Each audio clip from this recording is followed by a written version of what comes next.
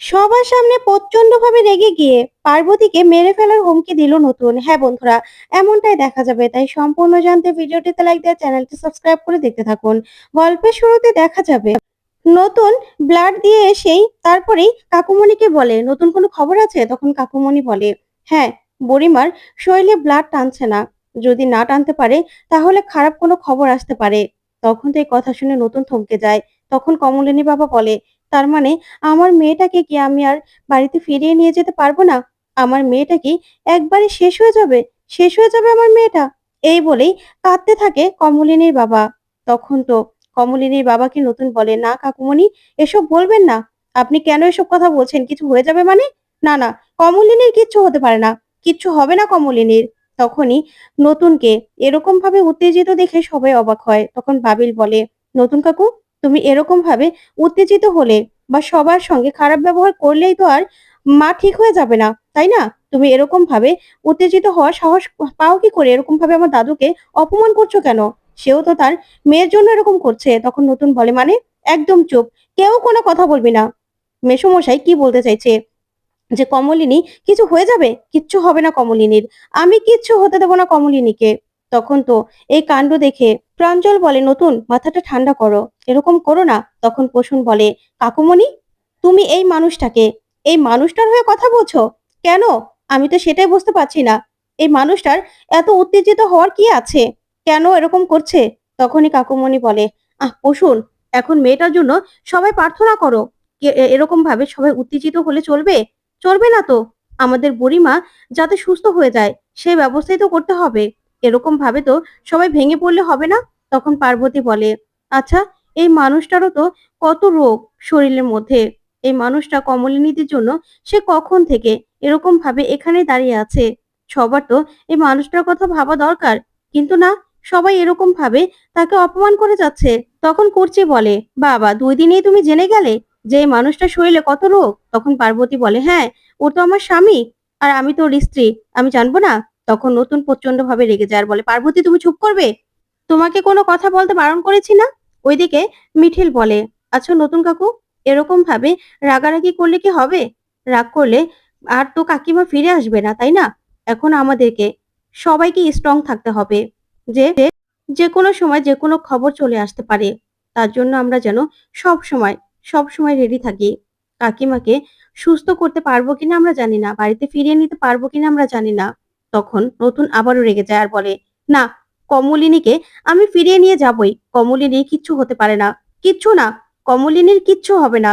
তখন এই বলেই প্রচন্ড ভাবে রিয়েক্ট করতে থাকে নতুন, পাগলের মতো করতে থাকে। তখন কুর্চি বলে, আচ্ছা নতুন দা, এখন এরকম ভাবে পাগলের মতো করলে কি হবে বলো তো? কি হবে? তোমাকে আমরা অনেক দিন ধরে চিনি। অনেক দিন ধরে তুমি আমাদের সঙ্গে আছো। তারপরেও না, আমি বলতে বাধ্য হচ্ছি, আজকে যে আমার বৌদি ভাইয়ের এই অবস্থা না, সেটা তোমার জন্য। সবকিছুর জন্য তুমি দায়ী। ওইদিকে নতুনের বুকে ব্যথা করতে থাকে।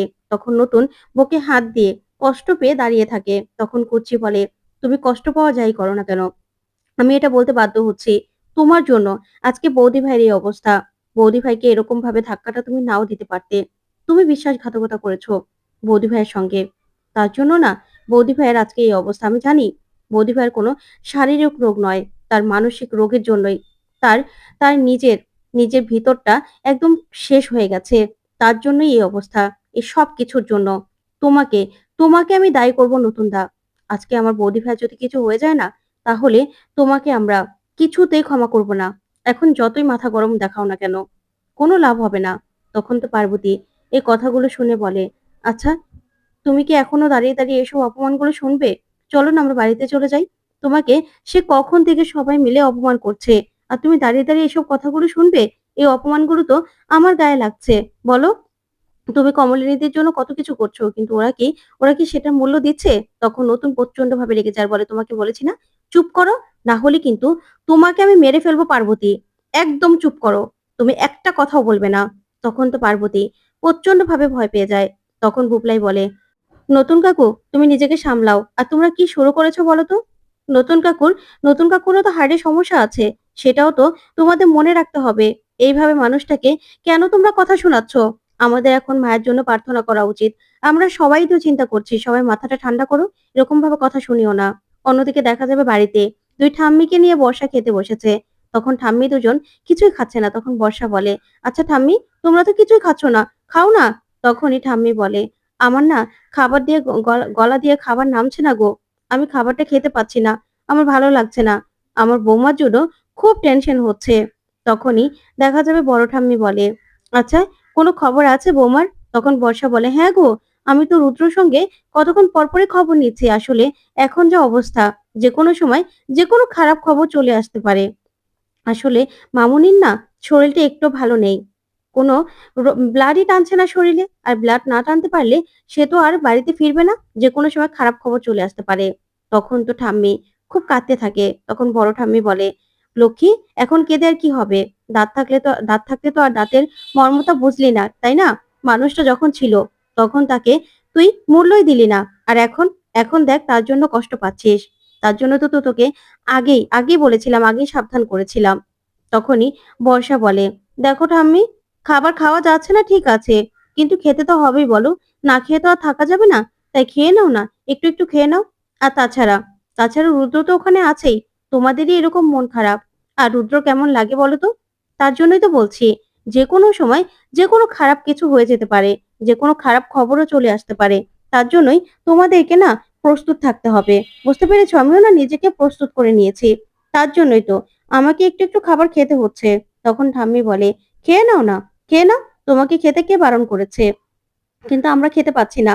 কারণ বৌমার এত খারাপ অবস্থা। তার মধ্যে খাবার কি গলা দিয়ে নামবে? আর তুমি তো কোনোদিনও আমার বৌমাকে আপন করতে পারোনি। তাই না? সেই জন্য এসব কথাগুলো বলছো।"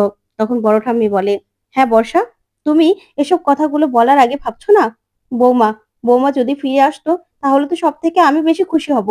আমি আমি যদি বৌমার জন্য না খেয়ে মরেও যাই, তাতেও আমার কোনো সমস্যা নেই। আমার আয়ুগুলো বৌমাকে দিয়ে দিতে পারলেও ভালো হতো।" তখন বর্ষা বলে, "না না ঠাম্মি, বালাই ষাট, কি বলছো? তুমি বেঁচে থাকো। কারো আয়ু কি আর কাউকে দেয়া যায় নাকি? আর মামুনির যে অবস্থা, তার তো যা হওয়ার তো তা তো হবেই, তাই না? আর তাছাড়া দেখো রুদ্র তো ওখানে আছে। ও তো খুব কষ্ট পাচ্ছে। ও তো ওর মাকে খুব ভালোবাসে। আর কেউ জানুক বা না জানুক, আমি তো জানি যে ওর মা অন্তঃপ্রাণ। ওর মায়ের জন্য ওর সবসময় কত কষ্ট হয়। হ্যাঁ, মাঝখানে ওর মায়ের সঙ্গে খারাপ ব্যবহার করতো ঠিক আছে।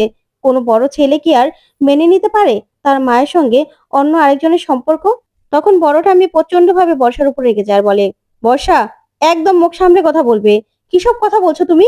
বৌমা এরকম ভাবে অসুস্থ আর তুমি এসব কথা বলছো?"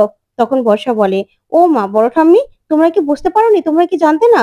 নতুন কাকুর সঙ্গেই তো মামুনির একটা সম্পর্ক ছিল। একটু লটরপটর ছিল। তার জন্যই তো রুদ্র এরকম ভাবে রেগে যেত।" তখন ছোট ঠাম্মি বলে, "ওদি, এসব কি বলছে? আমার তো এসব ভালো লাগছে না শুনতে।" তখন বর্ষা বলে, "জানি ঠাম্মি, তোমাদের কষ্ট হবে। তারপরেও।" তখনই ঠাম্মি চলে যেতে লাগলেই বর্ষা বলে, "ঠাম্মি, আমি কি ভুল কিছু বললাম? খেয়ে নাও না একটু। এরকম কেন করছো?" তখনই ঠাম্মি বলে, "না গো, তুমি খেয়ে নাও। তোমার তো খাওয়ার দরকার আছে।" তখন বড় ঠাম্মি বলে, "হ্যাঁ বর্ষা, তুমি খেয়ে নাও। তোমার তো কোনো সমস্যা নেই। তোমার তো শাশুড়ির জন্য কোনো মায়া দয়া নেই। তার জন্যই তো এসব কথাগুলো এই সময়ে তুমি বলছো। তুমি খেয়ে নাও।" তখন বর্ষা বলে, "হ্যাঁ, আমিও তো খাবার নামছে না গলা দিয়ে। কিন্তু কি করব বলো তো? ডাক্তার তো আমাকে বলেছে যে আমি যেন খালি পেটে না থাকি।" তখন বড় ঠাম্মি বলে, "হ্যাঁ, ডাক্তার যখন বলেছে তখন খেয়ে নাও না। আমরা কি বারণ করেছি? তবে তুমি বেশি কথা বলো না। পর যে সবসময় পর হয় সেটা বুঝতে পারছি।" তখন ছোট ঠাম্মি বলে, "বৌমার সঙ্গে এত বছর ধরে আমরা আছি। বৌমার জন্য কষ্টে বুকটা ফেটে যাচ্ছে। বৌমাকে যেন ভগবান ঠিক ফিরিয়ে আনে। আমাদের প্রার্থনা যেন কাজে লাগে। আর তুমি খাও না। তুমি তো আমাদের আপন কেউ না। তুমি পেট ভরে ভালো করে খাও।" ওইদিকে দেখা যাবে কুর্চি বলে, "আমি ঠাকুরের মন্দির থেকে পুজো দিয়ে ফুল এনেছি।" তখনই মিঠি বলে, "হ্যাঁ, পিসিমণি কালী মন্দিরে গিয়েছিল, পুজো দিয়েছে। এই ফুলগুলো মায়ের কপালে ঠেকানো দরকার।" তখন নতুন বলে, "এই ফুলগুলো নিয়ে ভিতরে না যাওয়াই ভালো। ইনফেকশন হয়ে যেতে পারে।" তখন কুর্চি বলে, "এমনিতেও তো ডক্টর ভালো কিছু বলছে না। ভালো আশা তো আর দেখাতে পারছে না। তাই এই ফুলগুলো ঠেকালে না তেমন কিছু হবে না। আমাদের বিশ্বাস আমাদের ভরসা, সেটাই আমাদের কাছে অনেক কিছু। তাই আমি যাব। গিয়ে এই ফুলগুলো বৌদির মাথায় ঠেকানোর ব্যবস্থা করব।" তখন নতুন বলে, "আমি যেতে চাই।" তখনই কুর্চি বলে, "না, তোমাকে আমাদের সঙ্গে নিতে চাইছি না নতুনদা। দরকার নেই।" তখন প্রসূন বলে, "হ্যাঁ নতুনদা, শুধু তুমিই বা কেন আমার বোনের জন্য এরকম করবে বলো তো? আজকে আমার বোনের এই অবস্থার জন্য তো তুমি দায়ী। তুমি তখনই প্রাঞ্জল বলে, হ্যাঁ নতুন, তুমি তো অনেকটা দায়ী বুড়িমার এই অবস্থার জন্য। আর আমি জানি তুমি বুড়িমাকে ফিরিয়ে আনতে পারবে। তোমার উপর আমার সেই ভরসাটা আছে। তখন নতুন তাকিয়ে থাকে প্রাঞ্জলের উপর, প্রাঞ্জলের দিকে। তখন প্রাঞ্জল বলে, তোমাকে কিন্তু বুড়িমাকে ফিরিয়ে আনতেই হবে, আনতেই হবে। তখনই কমলিনীর বাবা বলে, বুড়ি বেঁচে থাকলে তো ফিরিয়ে আনবে, আগে তো সুস্থ হোক মেয়েটা। ওইদিকে কমলিনীর অবস্থা ক্রমশ খারাপ হয়ে যাচ্ছে। তখন ডক্টররা বলে, আচ্ছা ইঞ্জেকশনটা তো দিলাম, কোনো রেসপন্স তো পাচ্ছি না, আমি একটু আসছি। ওইদিকে কুর্চি বলে, আমি যাই, আমি বরং বৌদি ভাইয়ের কপালে ফুলটা ছোঁয়ানোর ব্যবস্থা করি। যা করবে ভগবানই যা করার করবে। তারপরে নতুনকে রেখেই সেখান থেকে কুর্চি আর মিঠি চলে যায়। তখন নতুন তাকিয়ে থাকে, ওইদিকে কুর্চি কাঁদতে থাকে আর বলে, আমি আমি কিছুতেই সহ্য করতে পারছি না বৌদি ভাইয়ের এই অবস্থা, আমি কিছুতেই সহ্য করতে পারছি না। তখন সেখান থেকে চলে গেলেই দেখা যাবে বুবলাই নতুনের কাছে আসে, এসেই বলে, নতুন কাকু তুমি না চিন্তা করো না, তোমার শরীরটা তো ভালো নেই, মায়ের না কিচ্ছু হবে না, দেখো মা ঠিক হয়ে যাবে। তোমারও তো হার্টের সমস্যা, তাই তুমি নিশ্চিন্তে থাকো, তুমি কারো কোনো কথা কিছু মনে করো না। তখন দেখা যাবে নতুন বলে, না না, আমি তো জানি সবার মনের অবস্থা কি, তাই আমি কেন কিছু মনে করতে যাব বলতো। তখন বাবিল বলে ওঠে, হ্যাঁ, তোমার এখন নতুন জীবন শুরু হয়েছে, তোমাকে তো সেই দিকটাও খেয়াল রাখতে হবে, তাই না? তুমি কারো কথায় কিছু মনে করবে কেন? তখন মিঠিল বলে, আচ্ছা সব ব্যাপারে তোমাদের কথা বলতে হবে কেন বলো তো? চুপ করো না, সব ব্যাপারে কথা বলো না। তখনই পার্বতী বলে, তুমি তো তখন আমার উপর রেগে গেলে, দেখো তো সবাই কেমন ভাবে তোমাকে অপমান করছে, কেমন ভাবে কথা শোনাচ্ছে। তুমি তো ভালোই করতে চাইছো, কিন্তু তারপরেও এই কথাগুলো তো আমার গায়ে লাগছে, আমি তো তোমার স্ত্রী। তখন নতুন বলে, তোমাকে চুপ করতে বলেছি তো পার্বতী, তুমি চুপ করো না, আমি দেখছি, আমি শুনছি তো, তোমাকে এত কথা বলতে হবে না, বুঝতে পেরেছো? এখানে কমলিনী যে পর্যন্ত কোনো ভালো খবর আমি না শুনবো, ততক্ষণ পর্যন্ত এখান থেকে আমি কোথাও যাব না, কোথাও না। তখন প্রসূন বলে, নতুন দা, তুমি শিওর কোনো ভালো কোনো খবর আসবে? কারণ কোনো তো ভালো খবর এই পর্যন্ত পাওয়া গেল না। তখন নতুন বলে, আমি শিওর কমলিনীর কিচ্ছু হবে না, কমলিনী ঠিক সুস্থ হয়ে যাবে, এটা আমার মনের বিশ্বাস। হ্যাঁ, আমি মন থেকে বিশ্বাস করি। তখন কমলিনী বাবা বলে, আবার এত বড় বড় কথা বলছো, তোমার কথাগুলো না শুনতে ইচ্ছে করছে না। তখন নতুন বলে, কাকা বাবু, আপনি আমার উপর খুব বিরক্ত হয়ে আছেন না? না হলে কোনোদিনও তো আমার সঙ্গে এরকম ব্যবহার করেননি। তখন কমলিনীর বাবা বলে, তোমাকে বিশ্বাস করে আমার মেয়েটা ভুল করেছে, আমরাও ভুল করেছি, আমরাও তোমাকে খুব বিশ্বাস করেছিলাম, কিন্তু তার কোনো মর্যাদা কি তুমি রেখেছো? রাখোনি তো। দেখো না, তোমার জন্য আজকে আমার মেয়েটার এই অবস্থা। তখন নতুন বলে, ঠিক বলছেন তো আপনি, পরে আবার এই নিয়ে দুঃখ করবেন না তো? তখন কমলিনীর বাবা বলে, কি হলো, তুমি কি আমার সঙ্গে মশকরা করছো নতুন, মশকরা করছো? তখন নতুন বলে, কেন কাকুমণি, আমি কেন মশকরা করব? তখনই কমলিনী বাবা বলে, না, আমার মেয়েটা মরে গেলে তো তোমার শান্তি, তুমি মনে হয় মনে মনে এটাই চেয়েছিলে, তার জন্যই তো তোমার মন থেকে আমার সঙ্গে মশকরা করতে ইচ্ছে করছে। তখন নতুন বলে, না কাকুমণি, ওরকম কিছুই না। ওইদিকে দেখা যাবে কুর্চি আর মিঠি নার্সকে বলে, নার্স প্লিজ, আপনি এই ফুলগুলো নিয়ে আমার বৌদি ভাইয়ের মাথায় একটু ঠেকিয়ে দিন। তখনই ডক্টর বেরিয়ে আসলে কুর্চি বলে, ডক্টর, আপনারা বিশ্বাস করেন বা না করেন, এখানে আমাদের বিশ্বাস ভরসা সবকিছু আছে, প্লিজ আপনি এই ফুলগুলো ছোঁয়ানোর ব্যবস্থা করুন। তখন ডক্টর বলে, দেখুন আমরা কোনো রকম কোনো রেসপন্স পাইনি, তাই এই ফুলগুলো নেওয়া কি ঠিক হবে? তখনই কুর্চিও অনেক অনুরোধ করে আর বলে, ডক্টর প্লিজ, আপনার কাছে এতটুকুই অনুরোধ, এই ফুলগুলো নেওয়ার ব্যবস্থা করুন। তখন ডক্টর বলে, ঠিক আছে।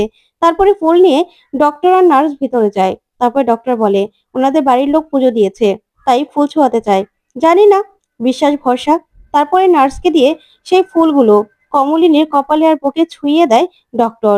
ওইদিকে দেখা যাবে মিঠি বলে, পিসিমণি, আমি ভাবতেই পারছি না, মাকে ছাড়া আমাদের সারাটা জীবন থাকতে হবে, মা আমাদের ছেড়ে এভাবে চলে যাবে, আমি তো কিছুতেই ভাবতে পারছি না। তখন কুর্চি বলে, আমিও তো কিছুতেই ভাবতে পারছি না রে মিঠি, যে বৌদি ভাইকে ছাড়া আমরা থাকতে পারবো, আমার এখনো ভরসা আছে যে বৌদি ভাইয়ের কিচ্ছু হবে না। তখন মিঠি বলে, এই সব কিছুর জন্য নতুন কাকু দায়ী, নতুন কাকুকে আমি কোনোদিনও ক্ষমা করব না। তখন কুর্চি বলে, আমরাও কি ক্ষমা করব? আমিও ক্ষমা করব না কোনোদিনও। ওইদিকে দেখা যাবে কমলিনীর অবস্থা ভালো হতে থাকে, একটুখানি ইমপ্রুভ হয়, শরীরে ব্লাড টানতে থাকে। তখন তো ডক্টররা খুশি হয়ে যায় আর বলে, আমার তো মনে হচ্ছে ইমপ্রুভ হচ্ছে। তখনই ডক্টর কমলিনীকে বলে, ম্যাডাম শুনতে পাচ্ছেন? তখন কমলিনী আবারও চোখ খুলে তাকায়। তখনই ডক্টর বলে, বলুন তো এখানে কটা আঙুল? তখন কমলিনী বলে, দুটো। তখন তো ডক্টর খুব খুশি হয় আর বলে, যাক, ইমপ্রুভ হচ্ছে, আর কোনো টেনশনের কারণ নেই। এই বলে ডক্টর বলে, বাড়ির লোকদের খবর দিয়ে আসি আমি। তারপরে দেখা যাবে ডক্টর এসে বলে, "হ্যাঁ, আমরা যে ক্রিটিক্যাল অবস্থার কথা বলেছিলাম সেটা এখন কেটে গেছে। উনি অনেকটা ইমপ্রুভ করে নিয়েছে। অনেকটা ব্লাড শরীলে টানছে। এবার আর কোন রকম কোনো সমস্যা নেই।" তখন তো সবাই খুব খুশি হয়। তখন ডক্টর বলে, "ওনাকে এখন বেডে দেওয়া যাবে। কিন্তু ২-৩ জন দেখা করতে যেতে পারবেন। তার বেশি মানুষ দেখা করতে যেতে পারবেন না। বাকি সবাই বাইরে থেকেই দেখতে হবে। ঠিক আছে?" তখন তো নতুন কান্না করতে থাকে। তখন নতুনের কান্না দেখে ডক্টর বলে, "প্লিজ এরকম করবেন না। বুঝতে পারছি।" তখন নতুন বলে, "এটা যেন একটা যুদ্ধ জয়। সত্যি ডক্টর, আপনাদের কাছে অনেক, অনেক ধন্যবাদ। আপনারা আমাদের, আমাদের জন্য এতটুকু করেছেন।" তখন তো ডক্টর খুব খুশি হয় আর বলে, "না, না এরকম করবেন না। যান, আপনি দেখা করতে যাবেন তো?" তখন নতুন ডক্টরের হাত ধরে খুব, খুব খুশি হয়ে যায়। তো বন্ধুরা কেমন লাগলো আজকের আপডেট? কমেন্ট করে জানাও। ধন্যবাদ।